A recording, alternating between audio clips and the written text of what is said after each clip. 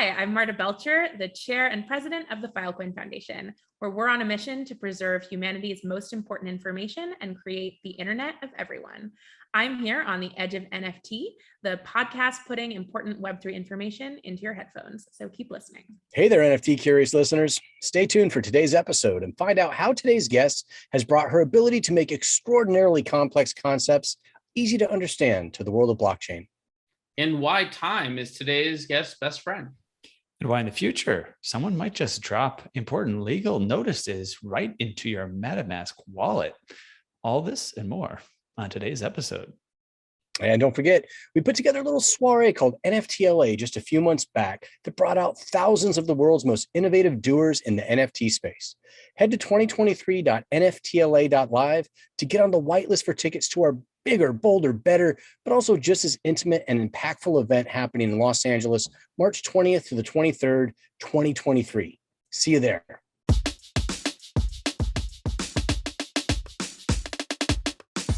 Welcome to the Edge of NFT podcast with your hosts, Jeff Kelly, Ethan Janney, and Josh Krieger. We aim to bring you not only the top 1% of what's going on with NFTs today, but what will stand the test of time. We explore the nuts and bolts and the business side, but also the human element of how NFTs are changing the way we interact with the things that we love. This podcast is for the futurists and dreamers, the disruptors and creators, the fans and connectors, and the makers and doers that are pumped about this ecosystem and driving where it goes next.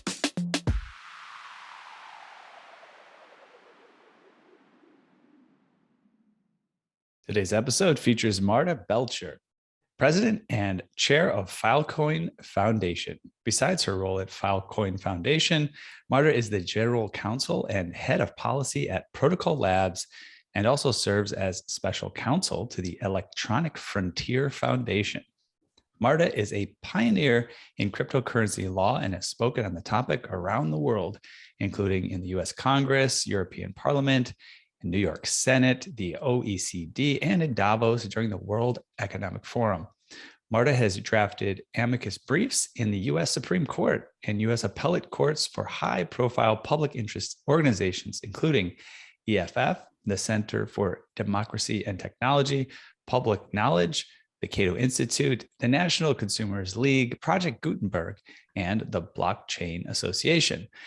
Marta has been recognized twice by the Financial Times Innovative Lawyer Awards, was named to Law 360's list of top attorneys under 40, and was number 18 on Crypto Weekly's list of most influential women in crypto.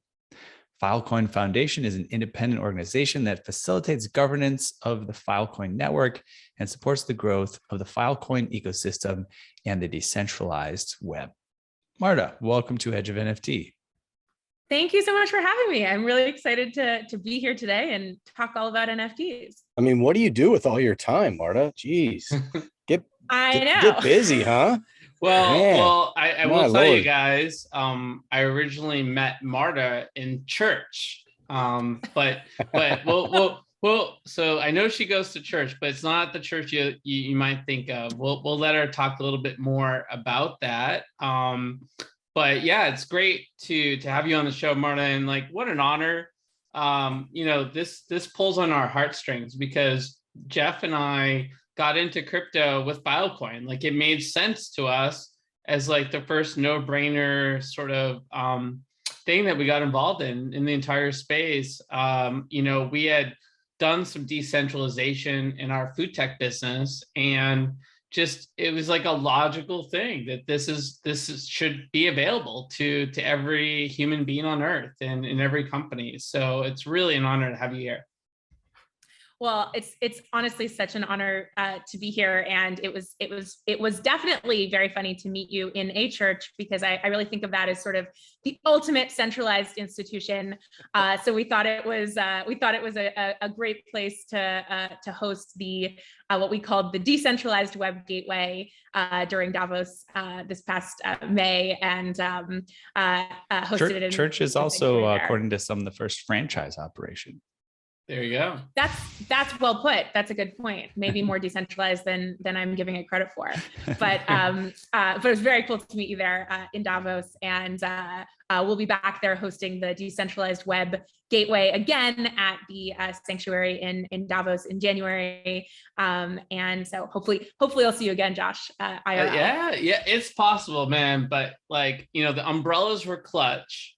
So thank you for those. And I'm thinking that there's got to be some good hand warmers or something associated with the next one. So good reason for people to get over to church. But let's get to the story at hand, which is sort of what Filecoin is up to and how you all play into this world of magical, non-fungible projects. And starting with like a little bit of the origin story, maybe you can kind of kick it off there, kind of go back to 2017. What was going on? Yeah, so when it comes to Filecoin, I think I had the same experience with you, which is it just makes sense. And the thing that is so cool about Filecoin is that it's not really just about cryptocurrency. It's about building the next generation of the web. And so just to give sort of the background on what Filecoin is and how it works, for me, I think the most important thing about cryptocurrency is that it creates this ability to program your money. So being able to write computer code where you can automatically transfer value when a condition is met, has always made sense to me as a former intellectual property lawyer. Just in the IP world, to give you an example, you could say, well, for every second of a song that I play, automatically transfer 1/1 millionth of a cent to the singer and 1/1 millionth of a cent to the songwriter. And that can all happen instantly and automatically with no intermediary between us across the world, which just isn't tenable using the traditional payment systems. And so with Filecoin, we use that same programmable money technology to create a decentralized file storage network. So the idea is if you have extra storage space on your computer hardware, you can rent it out to others who will pay you to store their files, or rather pieces of their files. And a computer program will regularly check that those files are still being stored on your computer, and if so, will automatically compensate you with cryptocurrency. So we like to compare it to Airbnb for file storage. Storage providers are renting out their extra storage space to earn Filecoin, and users are spending Filecoin to store their files on other people's computers. So that might sound like, go ahead. No. I mean, it's such a helpful, explainer. And I guess the question comes to mind is like, which individual or group was like, hanging out and came up with this idea? Well, this is all Juan. So, initially Juan had developed back in 2014, had developed IPFS, the interplanetary file system, which is really the backbone of the decentralized web, right? Is this decentralized storage system. The issue with IPFS and all decentralized storage systems is, how do you actually incentivize people to provide that decentralized storage, right? It's one thing if you have the ability to do storage in a decentralized way, but you actually need to provide incentives, right, for people to provide that storage. Basically the question is, who's going to shoulder the cost of the infrastructure for this decentralized version of the web, right? If you're trying to create a decentralized version of AWS, but you don't have Amazon to, go work with their customers, how do you do that? And so that is really what Filecoin was the answer to, was the ability to actually incentivize people to provide storage and make it available. And that really is sort of the key that has unlocked this ability to have a decentralized version of the web, which I think is really I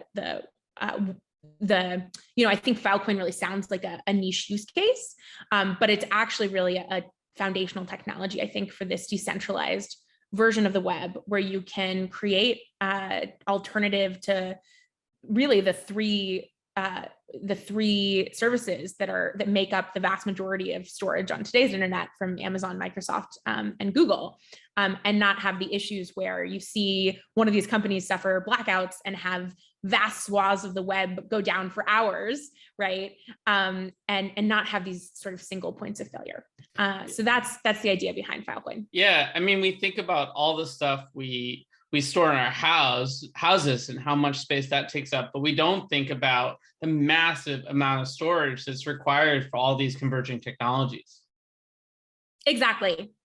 And, you don't really think about it until there's an outage, and we've like repeatedly seen like AWS go down, and like suddenly people's like toasters stop working, like their networked toasters or whatever. And, they can't, whatever, news sites go down. Like you suddenly realize when you see these blackouts, how much of our web infrastructure is dependent on just a couple of companies. And so we really believe that you can create a much better version of the web if you combine the storage capacity and computing power on all of our individual devices into like a supercomputer network, and store multiple copies of the data across those devices. Because on that decentralized version of the internet, websites are going to stay up even if some nodes fail, and the availability of information isn't dependent on any one server or company. So it's a much more robust platform for what we say is humanity's most important information. Yeah, it's interesting. I think, part of the reason why it spoke to us, like when we first heard about it, definitely has to do with collaborative consumption, right? The idea of excess capacity and working on that. But also, I think, really clearly things like Kazaa, Napster, and the, BitTorrent and all those, even though some of them, grew out of like, maybe dubious structures, ultimately it was collaborative consumption, right? People are storing this stuff on their computers and you're getting bits and pieces of it from everywhere. I mean, that's what was happening in the early 2000s. And it's just interesting, how it's evolved and how disruptive that really was then. And with blockchain really coming into its own, it was just such an obvious use case for us, such a great fit. And of course, amazing execution, because there were a lot of companies that had, conveyed similar visions across a number of different verticals in blockchain coming out of that time period. And it was awesome to see Filecoin just completely crush it and continue to. So that's great. Now, your background is in copyright, IP law, and to a large degree, I mean, this is a really relevant topic for us in the world of NFTs. And I was hoping you might be able to give us a little bit of background, kind of the basics of copyright and IP law as it relates to NFTs and ownership. I have to say, we don't get the opportunity to sit down with somebody that has a background such as yours and a willingness really to speak on it. A lot of people aren't willing to talk about it because maybe they don't feel comfortable. Please indulge us. Yes, absolutely. Well, I'd be delighted to talk about that. So I was formerly an intellectual property litigator. So I did a bunch of copyright cases. And I really, that really was sort of what led me into the world of cryptocurrency back in 2015 when I got interested in the space. It has been actually a really useful, it turns out that being an IP lawyer turns out to be very useful in the cryptocurrency space, even though I think of myself now as more of a cryptocurrency lawyer than a copyright lawyer. But once upon a time, I was a copyright lawyer, and so the idea with copyright is that it's a body of law that protects creative works. And one thing that I think a lot of people don't realize is that in the US, under US law, you actually automatically get copyright in a work as soon as you create that work. So if you go and you scribble down something on a piece of paper, you actually have a copyright on that thing that you scribbled. You can go and register that copyright, and that will get you some additional benefits, but you don't actually have to go and register a copyright in order to have protection for a particular artwork. All you have to do is create it. And one of the things that really comes into play in the NFT world is that I think one of the things that is really important in the NFT space is understanding what the difference is between transferring copyright and transferring an NFT. So you can transfer, you as the creator of a particular creative work can transfer copyright to someone else using just a standard contract, right? And you can actually transfer the copyright to someone else. You can say, I don't own it anymore and you own it now. Or something you can do is you can license copyright. So you can say, I still own the copyright to this particular artistic work, but you, other people, can use it in any particular way that you decide to write a license to do that, right? And this is all governed by contract law. So this is really comes down to, what do you and others contractually agree that you can do with a particular work? And so there's a lot to be said about, I think, how copyright licensing works in the real world. But when you get into NFTs, it gets super confusing, because I think people think that when you have an NFT and you are buying an NFT, I think the conception is, well, you're buying the underlying work, or you're buying rights to the underlying work. But in actuality, and this is the headline, buying an NFT has nothing to do with buying the rights to use or have the underlying work. Those are two totally separate things, right? So when you buy an NFT, what you're buying is basically being associated on a blockchain ledger with a particular, representation of a piece of work, or a thing that points to a piece of work. You are not necessarily buying, and you are not by default buying, rights to use that work. You are not buying the copyright itself. And so you can, if you want, as the owner of a particular work, you can, as part of selling an NFT, also license the rights to the buyer. You can say to the, in a contract, you can say the buyer of this NFT can use this work in X, Y, and Z ways. Like maybe they can use it, they can't use it commercially, but they can use it personally. Maybe they can display it in their home, but they can't display it on the street. Or you could transfer the entire copyright of the work to the NFT buyer, but you don't have to. And so what this really comes down to is actually contract law. It's really just, what are you putting in the terms and conditions when you're buying a particular NFT? And that is something that I think a lot of people are confused about this idea of, well, I've bought an NFT, what do I actually own? And so the answer is, by default, nothing. But what you have to do is go look at the particular contracts that govern this transaction and see, okay, what did I actually buy when I bought the NFT? Do I now have rights to display the work? Do I now have rights to use the work commercially? Do I own the copyright now? And so that's something that, again, I think is just really not well understood. Yeah, I tell you, it's easy to forget. I think when you're in the world of Web3, NFTs, blockchain, that there's this really rich history, legally speaking, in almost any category you can think of, about how these businesses operate, this included, right? Because you kind of get in this idea, we're doing something really disruptive here, it's brand new and this and that, but the reality is there is that precedent there, and you have to rely on it in a lot of ways. I'm curious if you heard of the situation that Seth Green has encountered, where he bought a Bored Ape, where I believe, again, generally speaking, we have this as an example that a buyer can use the likeness of the ape, how they want, right? That's how they've conveyed it.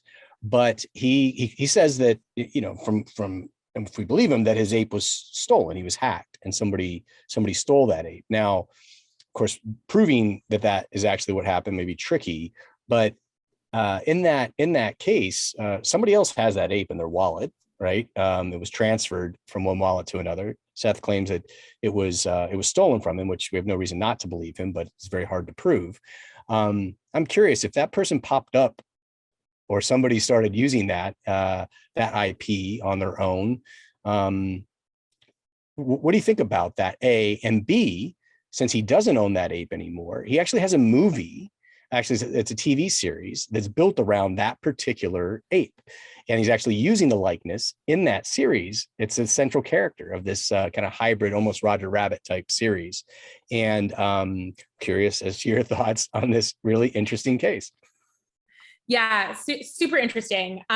So I'm not super familiar with all of the gory details. So Yeah. I definitely don't want to make representations as to, not to be such a lawyer, but I don't want to, Yeah, I don't want to talk about of the course. specifics. This that gets podcast shall not be taken as legal advice. Yeah, this is Now you not can say legal whatever you advice. want. Right, exactly. Yeah. But I think what I would say about that is, again, so I guess a couple things.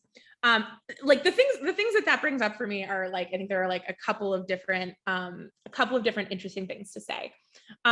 One interesting thing about that is, I think, again, so who is the original owner of the copyright?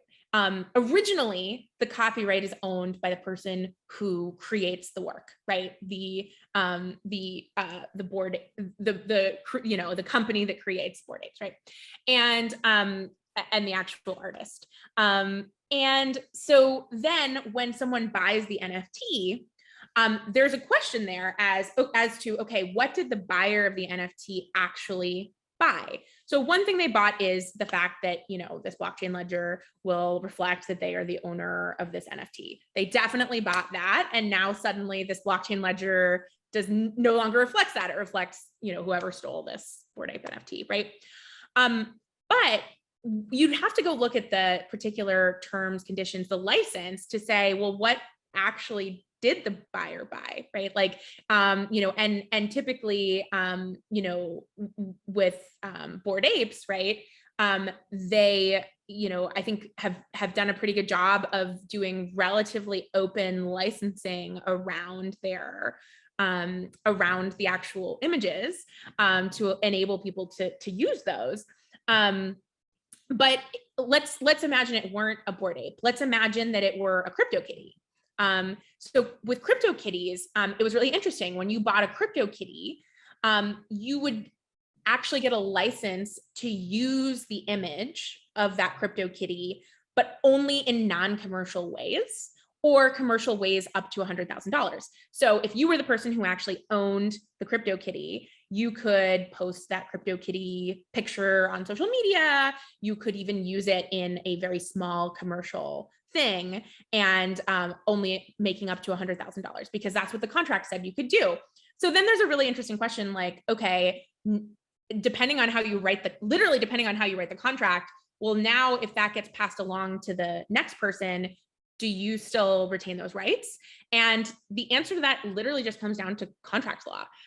You can actually look at what the contract says and figure out, if then you pass that along to the next person, do you still get to use it? With $100,000, you're up to $100,000 per year, and that really comes down to really what's in the contracts. And so what you're seeing now is a bunch of really interesting ways in which NFT creators are creating different kind of standardized licenses, where we can actually start putting rules and standards and norms around how you do these transactions, in a way that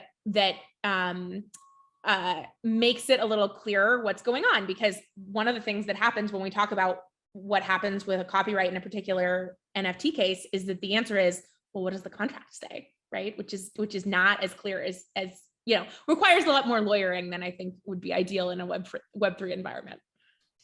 Yeah, so Ideally. interesting, these cases, man. So interesting. Go ahead, E.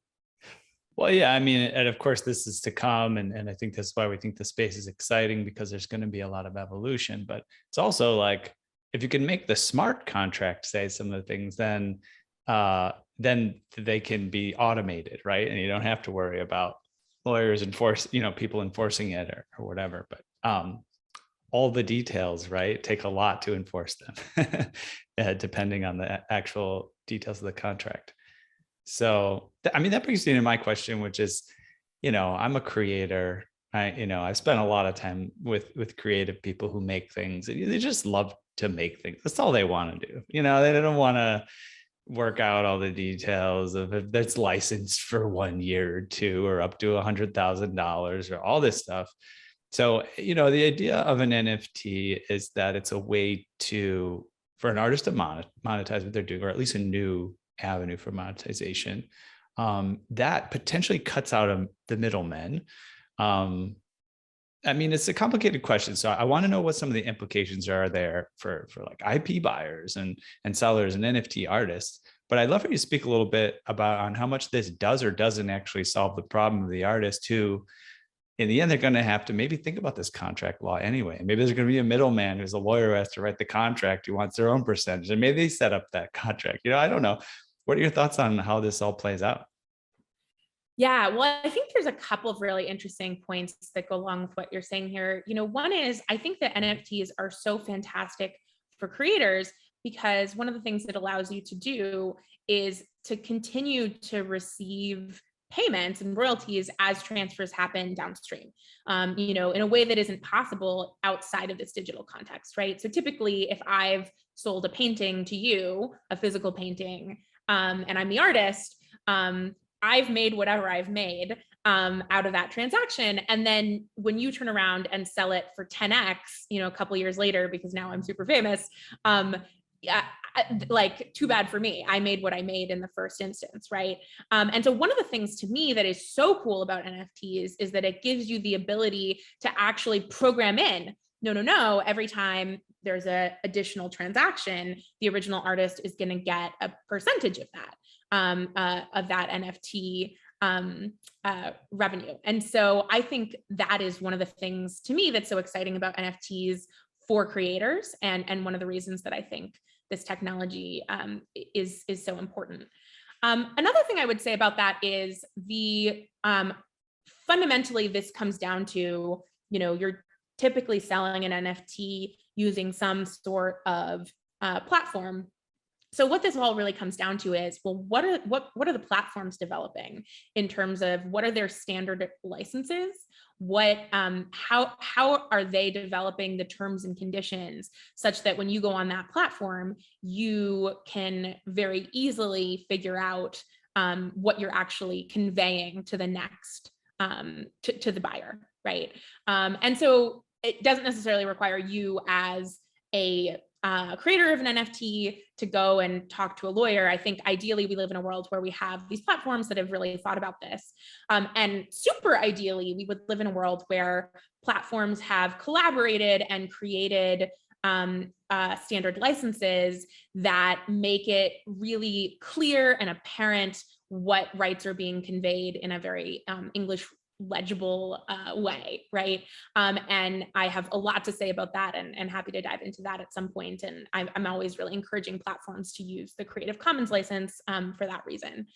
But I think that's the other thing I would say is I think ideally we have a license structure where it's very apparent to you as the creator what you're actually conveying. And I think it's really important. All of these efforts right now are really important to make it very standardized. Yeah, that makes a lot of sense. Like that having a great platform that helps with those details, right? Not just, what's the revenue share, on future trades, but kind of what kind of contract are you putting in place, and what are the details, and what might you not have thought of, and just check these boxes, choose these options. It does seem like that's a great next step to develop those things. Yeah, and just to add to that, it also needs to be interoperable with other platforms' licenses, right? Like I have to be able to, if I sell to you on this platform, but then you sell to someone else on this platform, right? Like fundamentally, when you're trying to figure out, okay, who has the rights to what, you are you have to be able to kind of follow the license. And if the terms of the second one, just are the standardized terms of the second platform are totally irreconcilable with the terms of the first one, you're going to create a lot of confusion, and it will become unclear really what's been conveyed. So I think there's also this really important thing about NFT platforms really getting together and standardizing. And one of the things you can do, again, I'll dive into this at some point, but one of the things you can do there is actually just use Creative Commons license, which are already kind of a universal standard.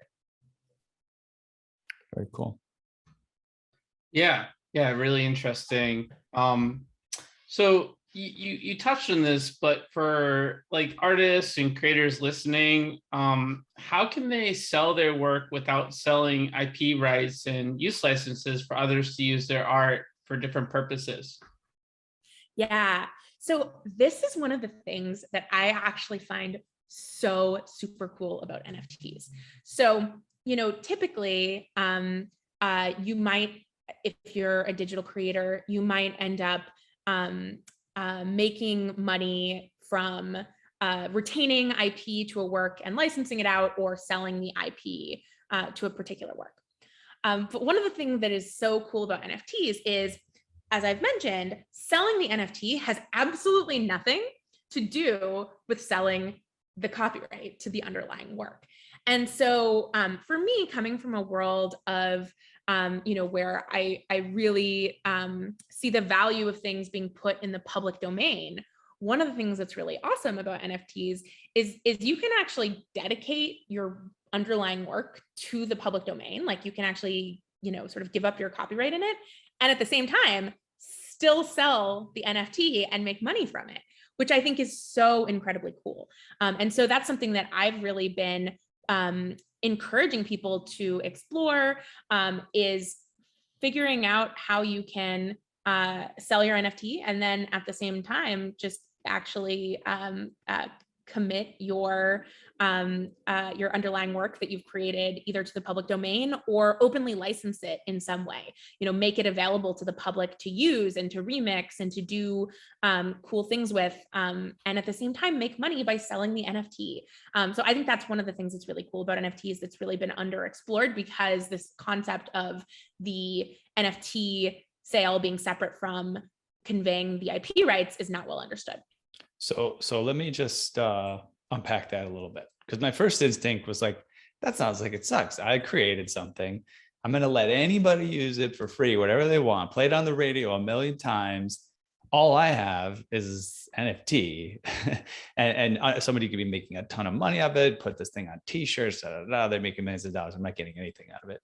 But I think the sort of direction you're going in there is that people will value the underlying NFT for a work that goes viral and makes a lot of money for plenty of people, right? I mean, that's the idea, because otherwise that doesn't work, right? Otherwise, you've given away the farm, and you've got maybe an NFT that somebody decides they want to throw away. I mean, whatever, right? Am I kind of interpreting the details there, right?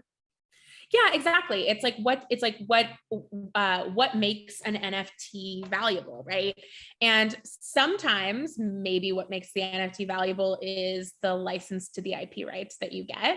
But I think often that's actually not what makes the NFT valuable, right? And buying an NFT is really more about, the value of collectibles, or the value of, being the person whose name is associated with a particular, with a particular piece of art, right?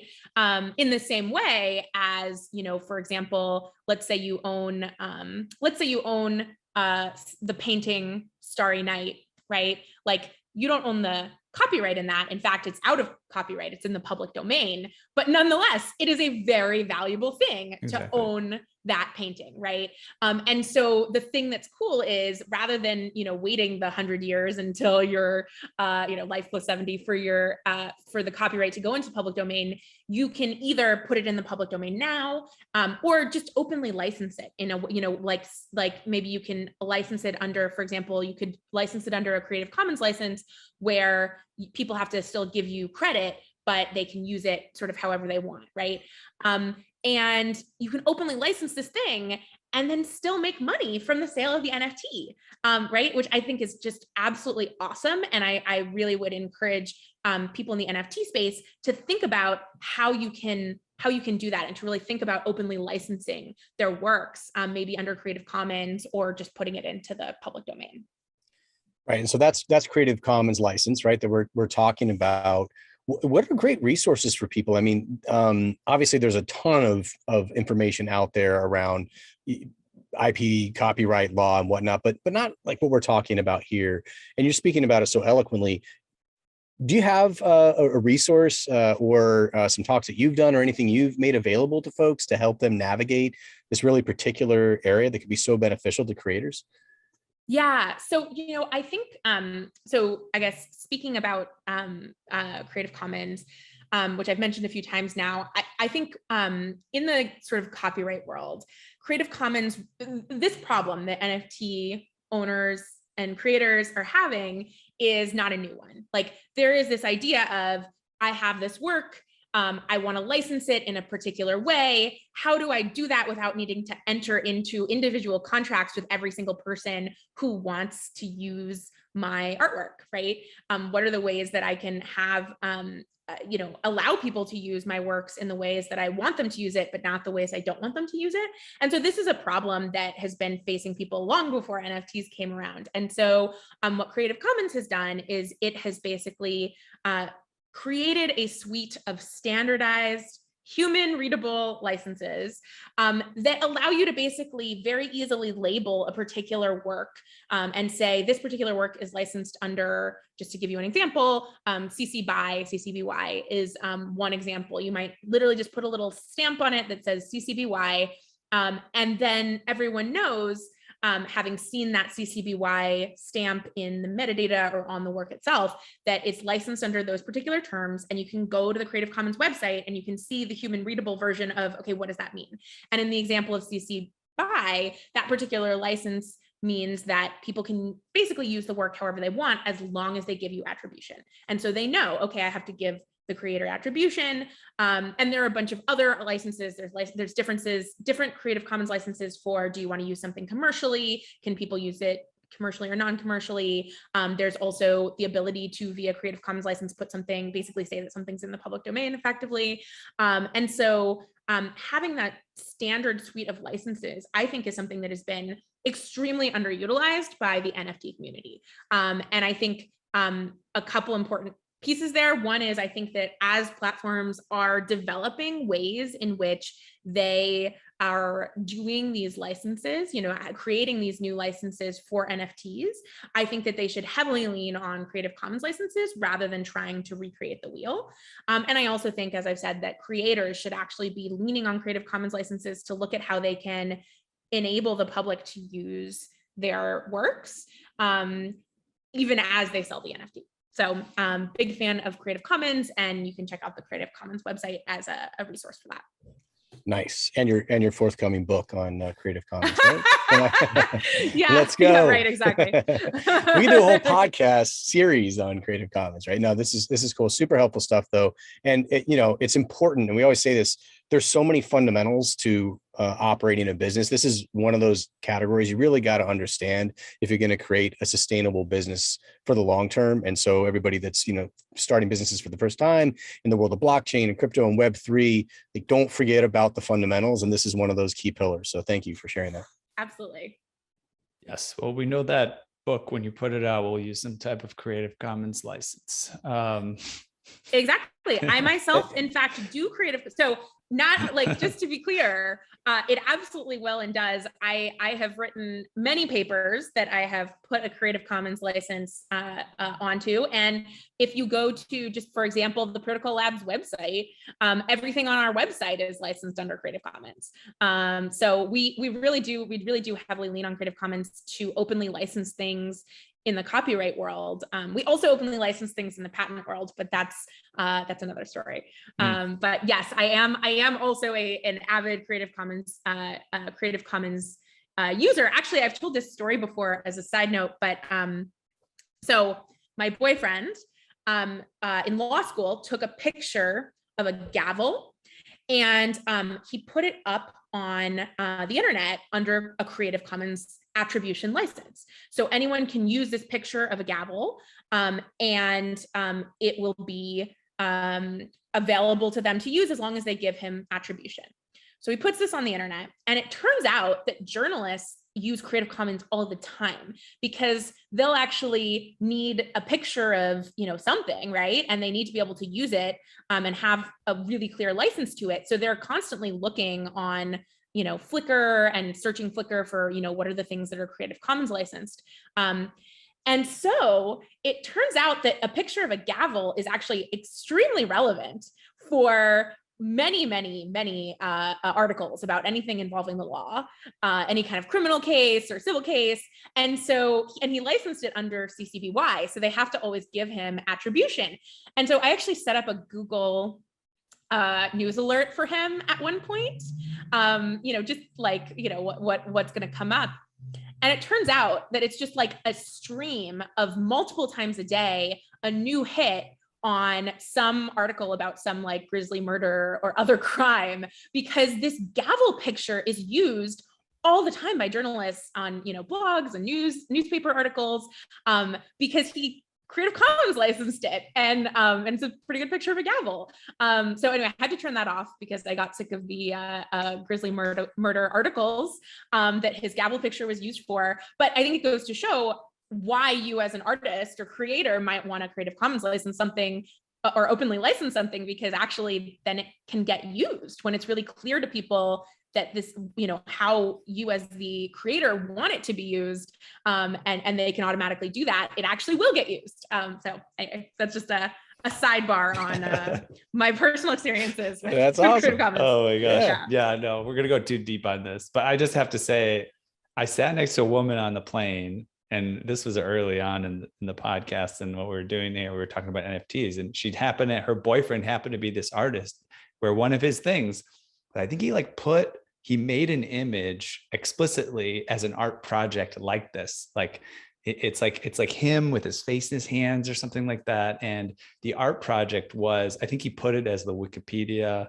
article image of something. But it was open license, and the whole project was around following like exactly what happens to that image and all the different scenarios it gets used in and stuff. I can't remember his name. I was trying to find it, but maybe someone will bring it up. So I want to cut from that though. We got other stuff we want to talk about. I want to know how NFT storage works on Filecoin specifically, and also like what drives the value of the Filecoin token? Is it around that?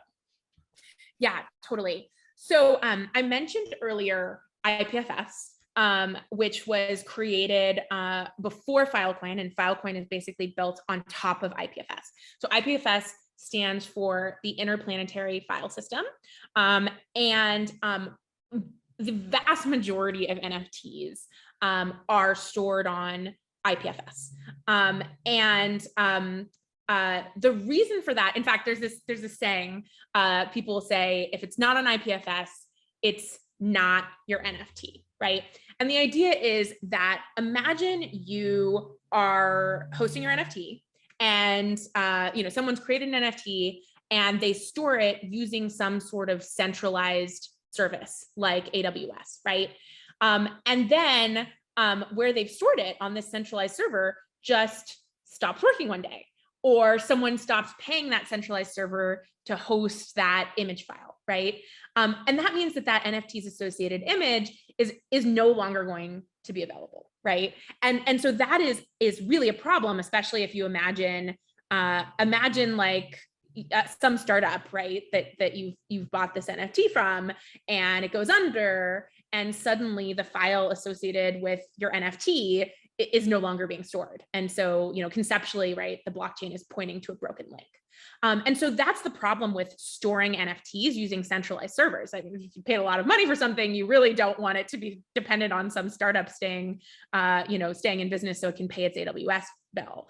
So the idea here is that decentralized storage on IPFS solved this problem because the availability of data on IPFS doesn't rely on any one server or company. So just to give you an idea of how IPFS works, so on today's internet, if I go to a particular web page, that information is being retrieved from a particular server somewhere in the world. And I'm looking for that particular web page in a particular place, and I'm hoping that it's still there. So I like to analogize this to imagining that you just read a really great book in physical hard copy, and you recommend it to a friend by saying, well, it's the book that's at the New York Public Library on the second floor, third shelf from the left, 5 books over. So that's how today's internet works, right? To get to this book, you have to fly to New York, go to the public library, and find the specific place on the specific shelf where the book is supposed to be, or in this case, the specific server where this image from this NFT is supposed to be, right? But what if it's not there? What if someone moved it, or someone tore out a page? Or what if when you get there, you realize that it was in your backpack the whole time, or your neighbor had it, right? So that, again, is today's internet. And so it makes a lot more sense to just tell your friend the name of the great book that you just read and let your friend find that book by its name rather than its location. And so that is what IPFS does. So rather than retrieving content by where it is, you can retrieve content by what it is. So IPFS uses content addressing. So content on the web is addressed using cryptographic hashes, like a fingerprint of a particular piece of content, instead of by reference to a file located on a specific server.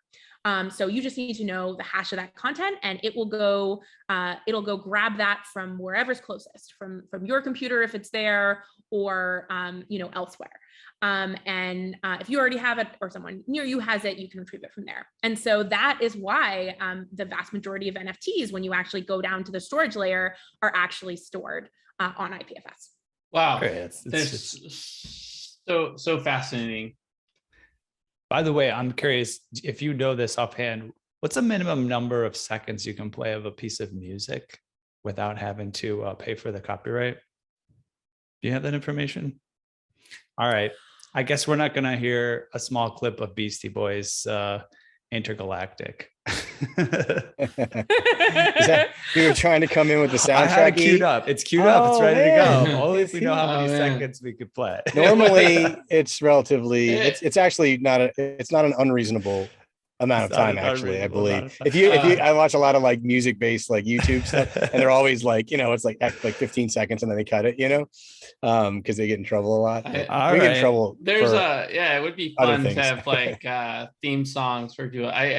I do cryotherapy occasionally, and they let you pick your song to freeze your butt off too. So of course I went with the Rocky song last time.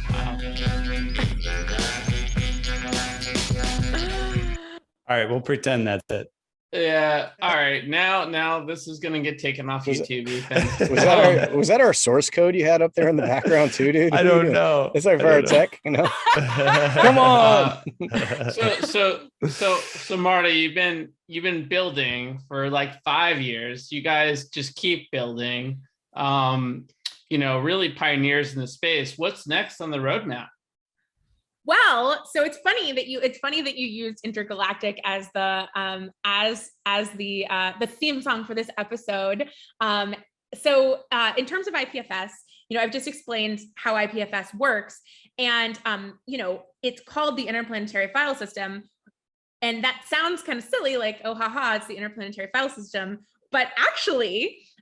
It was envisioned by Juan as this thing that can actually enable interplanetary or very long distance communications in a way that today's centralized internet doesn't work. So imagine, sort of like I explained why IPFS works for NFTs, but this architecture also is actually really great for networking in space. And the reason for that is, imagine that you are very, very far away from Earth. So maybe you're on the moon or you're on Mars.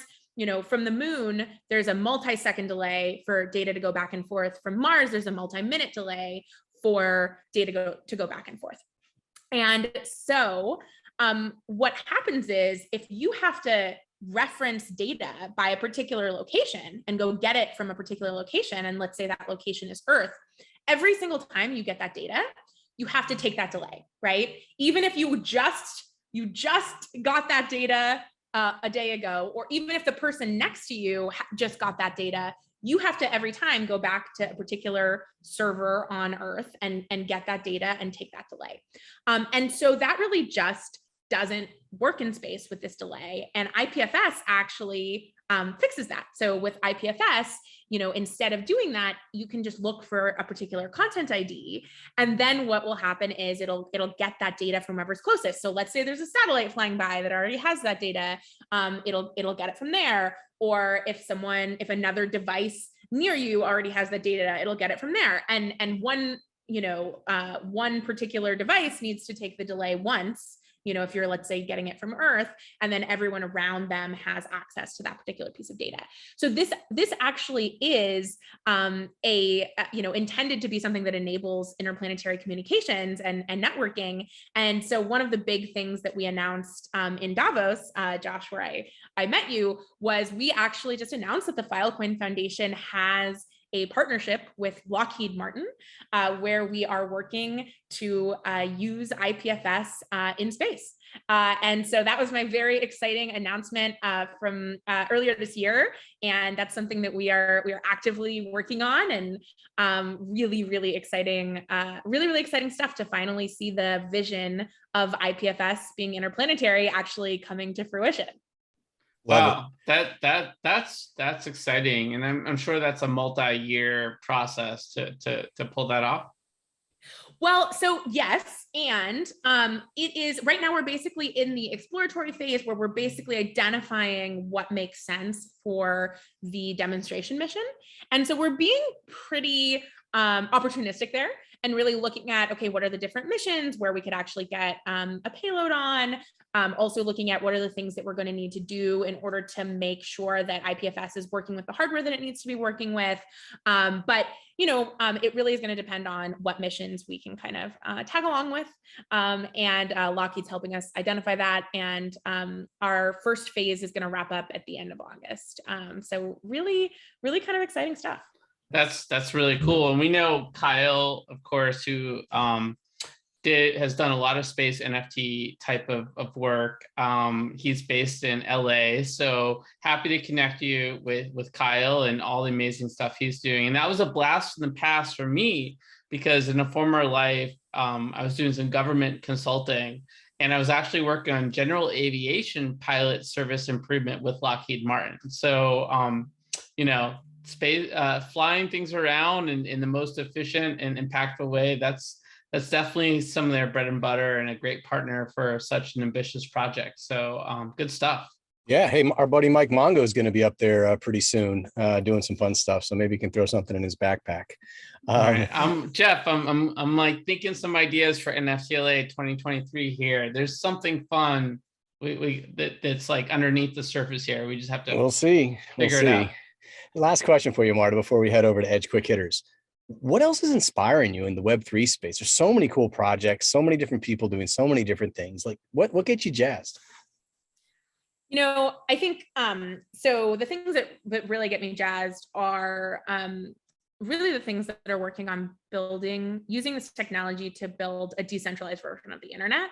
Not just, I always say, for me, like when it comes to cryptocurrency, the price is the least interesting thing about cryptocurrency. Like, I think what's really interesting is the technology, all the cool things you can do with the technology, and really the projects that are building alternatives to big tech, right? And creating the next generation of the internet. So those are the things that are really, that I really find inspiring, and that are the reasons that I'm working on the Filecoin project. Seems like you're in a great spot to explore those passions and interests. So amazing stuff. Thanks so much for sharing all of that with us. We do want to shift gears a little bit and head over to Edge Quick Hitters, as I mentioned. So these are those 10 questions we ask every guest of the show. It's just a fun and quick way to get to know you a little bit better. And we're looking for short, single word or few word responses, but we may dive a little deeper here or there. You ready to get after these? I'm super excited. Yes, absolutely. Okay. Edge Quick Hitters. Here we go. Question number 1. What is the first thing you remember ever purchasing in your life? So my first job in high school, I was working for a local newspaper, and I got my first paycheck, and I bought this purse with it that had like a full-size clock on it, which I thought was very, very, very forward-thinking at the time, but that fashion never really caught on. So that's what I remember as my first purchase. Yeah, and there's a storage component to that first purchase. I don't know if that was intentional or subconscious, but I had to bring that to the surface there. I feel like there's also like a Beastie Boys reference there or something. Oh, like a big clock on a chain or something. I think that's Flava Flav, bro. That's Flava Flav. Let's get that straight. Let's get that straight. I love it. I love all of that. I'm definitely using this again. I don't think I've ever told anyone about that clock. The follow-up question, the very specific follow-up question, maybe it's obvious to everyone else. Was that like a hip hop type statement of the purse, or just like, hey, it's just a clock on a purse, like it's just cool that I way? just thought it was very cool. It was like a full-size clock. Nice. As like the entire purse face was a working, operable full-size Awesome. clock. I just thought it was very cool. It seemed very ahead of its time, but maybe it was, and its time just has not yet come. But it certainly, certainly was memorable. Yes, exactly. Its time has not yet come. That was not intentional. But yes, so that was what I first remember. Perfect. Purchasing with my first paycheck from the local newspaper. Nice. Solid. Hey solid. guys, we can get these clock purses on Etsy for $140 right now. You're already looking, bro? Nice. I'm like curious. I'll What's make the you one clock- for $140, dude. I'll buy a purse and a clock from Walgreens for $12. Question number 2. What is the first thing you remember ever selling in your life? Further to the newspaper theme, I actually sold newspaper ads for my school newspaper. So that is the first thing I can remember selling. It's newspaper ads. Right on. Exciting. Not quite as exciting as the clock, but the clock first. Yeah. Question number 3. What is the most recent thing you purchased? I just purchased some hyper realistic fake plants, which are just sort of like the best of all worlds, because they really do look like real plants, but I never have to water them. So that was my exciting purchase over the weekend. Love that purchase. Question number 4. What is the most recent thing you sold? Gosh, what have I sold recently? I honestly like my time, fundamentally, right? Isn't that like kind of the idea behind all of this? I guess my time is what I would say. I like it. I like it. All right. Question number 5. What is your most prized possession? Well, it's not the clock purse. I no it's longer not have the time? clock purse. Okay. Obviously it's my time for sure. But I think technically under the law, a cat counts as a possession, as property. So I'm going to go with my cat. That does indeed. No. Technically, under the law, the cat owns you. Yeah. I'm I pretty love sure it. that's inscribed in stone. From Do you have cats, Ethan? I don't know if we know this. no, I don't Or have any a cats. cat? You No. don't? Oh, okay. No, they have me. Is- No, I'm just I kidding. I see. don't have any cats. Nice. All right.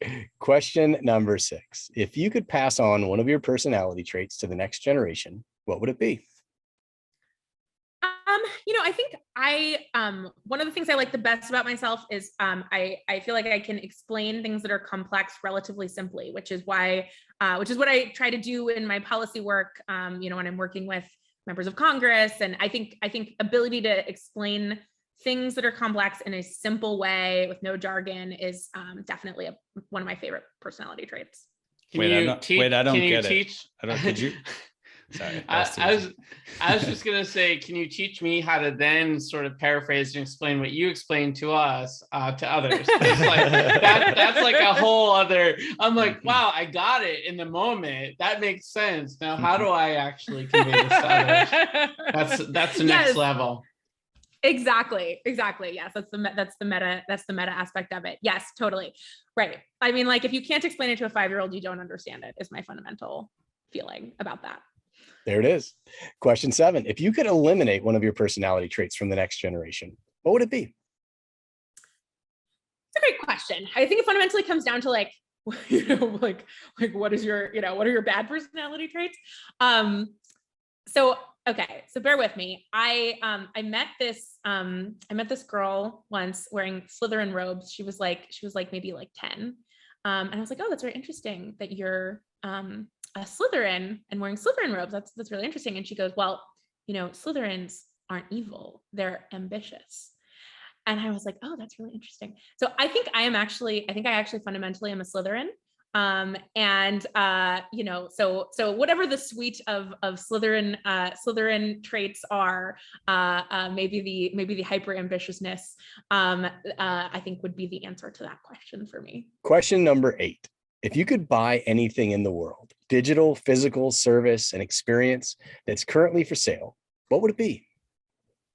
Oh man. I'm a big experiences person. I'm not a big stuff person. And so it would definitely be an experience. It would definitely be, I think, vacation related. Like the tropical perhaps of the tropical vacation variety, I would say. Definitely the vacation experience is the thing that I would like the most right now. I got a feeling it's kind of busy over there right now. When was the last like big vacay you took? Let's call it a week. Let's call it a week. You know, over the holidays, I took actually a ton of time off for the holidays. So, awesome. But there will be vacations in the near future. So I look forward to those. It sounds like you've earned it. All right. Question number 9. What did you do just before joining us on the podcast? Oh God, I was in back-to-back calls. I'm like the most, I just put calls, just like stack them, right? Because then you have, it's like the most optimized, because just back to back, all, you know, knock them all out, and then actually try to have like time when you can sit down and think. So today is a back to back call day. So optimization of time. Okay. Getting back to the theme here, not necessarily like mental and physical well-being, but optimization of time, right? Yes, absolutely. All right. Last one. Question 10. What are you going to do next after the podcast? So more back-to-back calls is the answer. That's an unsatisfying answer. I think later tonight, like when I gets on the late end, I do like to do a high-tech treasure hunting game that's called geocaching, and I may do some of that late tonight. That may be my like end of my back-to-back call day. I may go out and do some geocaching later. I love some geocaching. We may have something in the scavenger hunt, treasure hunt realm for NFTLA 2023. So keep an eye out for that. We'll see. Amazing. Yeah, awesome. It could be fun. Maybe we need your collaborative input. Yeah, possibly. Talk about that. It's that's definitely one of my hobbies for sure. That is definitely relevant to my interests. Perfect. Okay, fun. Well, that's Edge Quick Hitters. Thanks so much for sharing with us. I heard we got a few hot topics to crush here. What do you say? You heard right. Let's crush some topics. First hot topic, sponsored hot topic. Asia's largest play-to-earn crypto expo is to kick off in Bangkok, August 10th to the 13th. Play-to-earn hybrid Expo Asia, the world's first event focused specifically on the play-to-earn industry for the businesses only, is to be held this year in Bangkok, Thailand from August 10th to the 13th at the W Hotel Bangkok, and also in the metaverse. There should be up to 250 physical C-suites and up to 2,000 virtual attendees expected from all around the world. The expo is to bring together the entire ecosystem of the P2E industry, from guilds, venture capitalists, game developers, exchanges, launch pads, and key opinion leaders.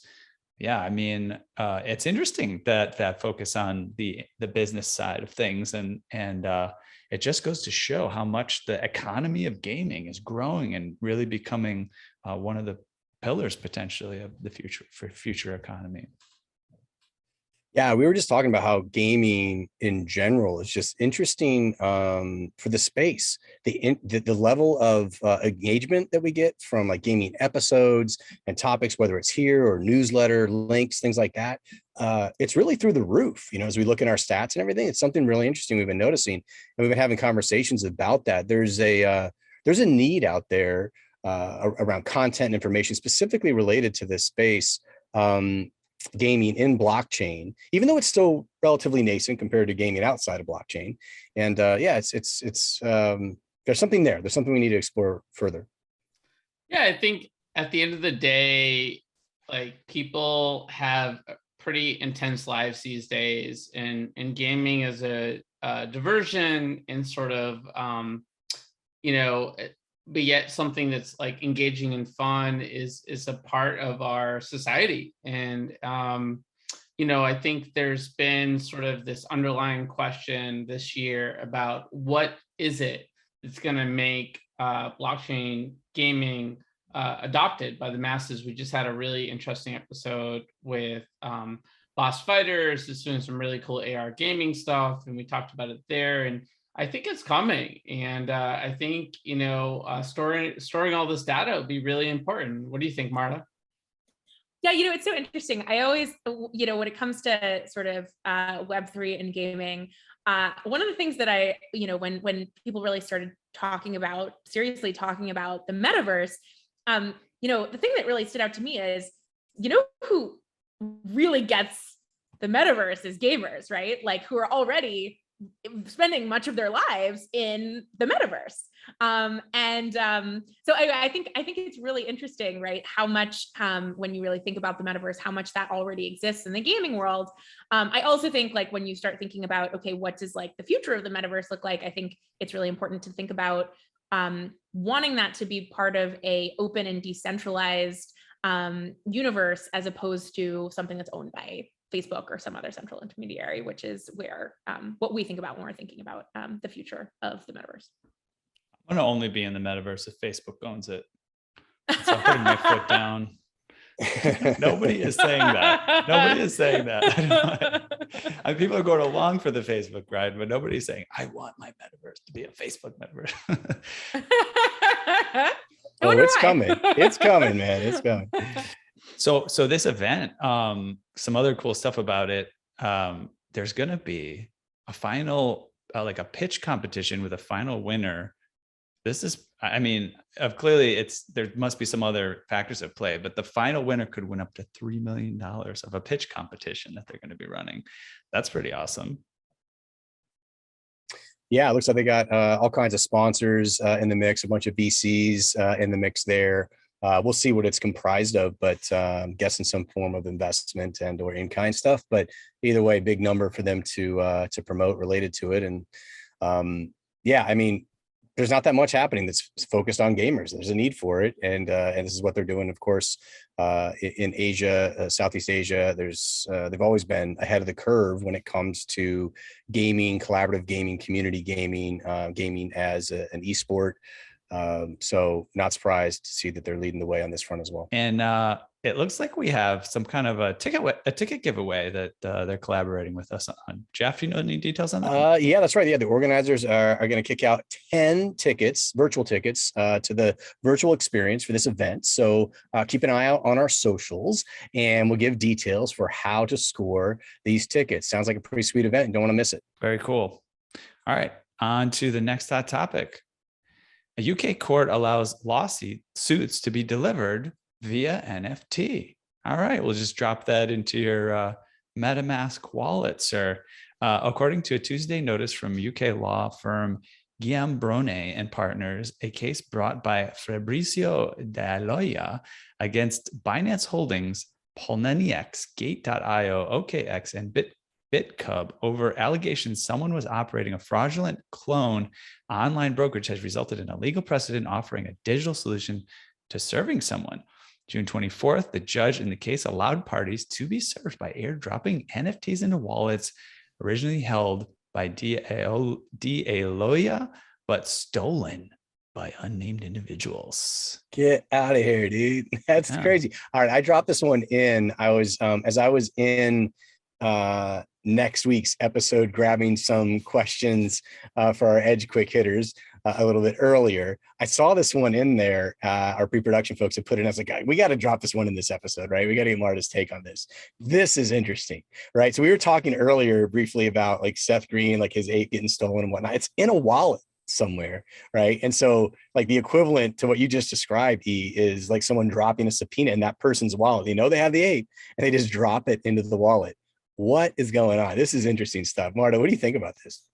That's super interesting. I will say, I think as a former litigator, serving legal documents, like actual service of process, is one of those things that is so outdated and, so difficult to do, right? This is where you end up with like having to send like literal physical process servers to people, people whose job it is to just like hand people documents, which is wild, right? It's like one of these wildly outdated things. So I think it's really cool. I think it's cool that a court has allowed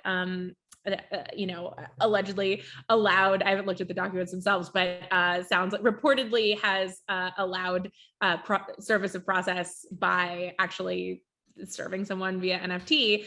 You certainly don't have to worry about being able to prove that they they at least received it. I don't know if they read it, but they clearly received it, which is pretty cool. Well, that's a tough one. What if I lost my seed phrase or something, right?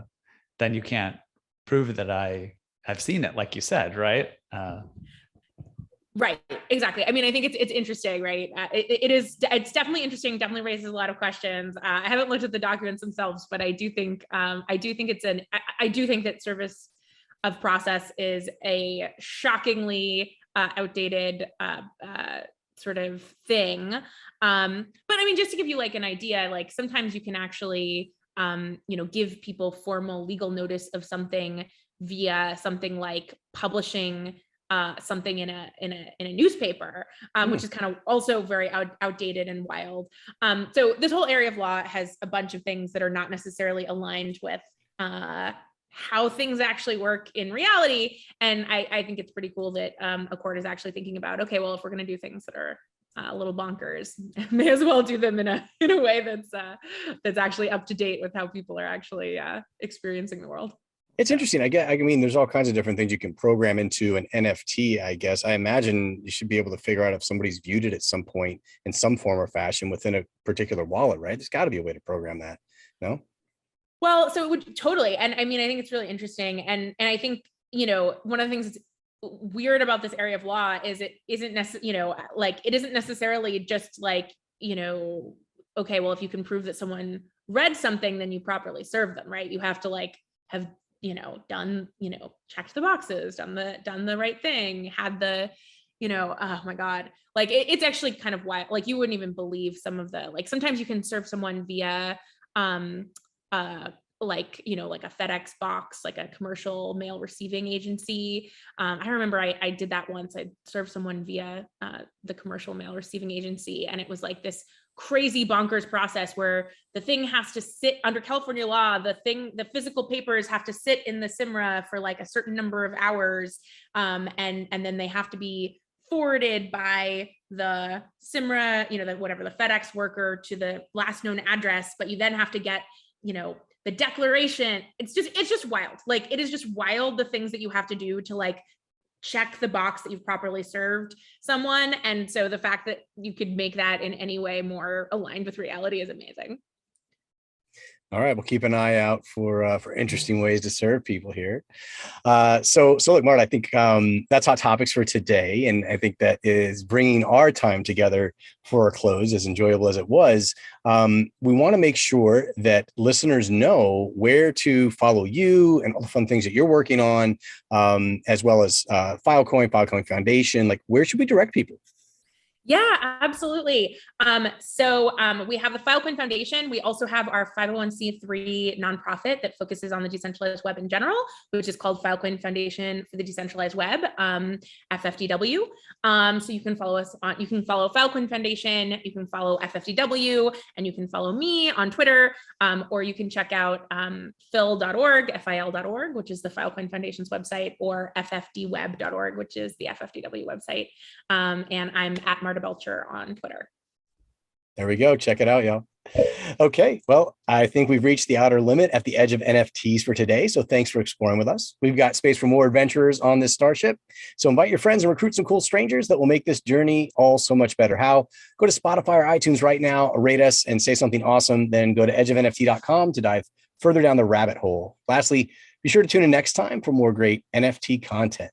Thanks again for sharing this time with us today. Thank you so much for having me. It's so much fun.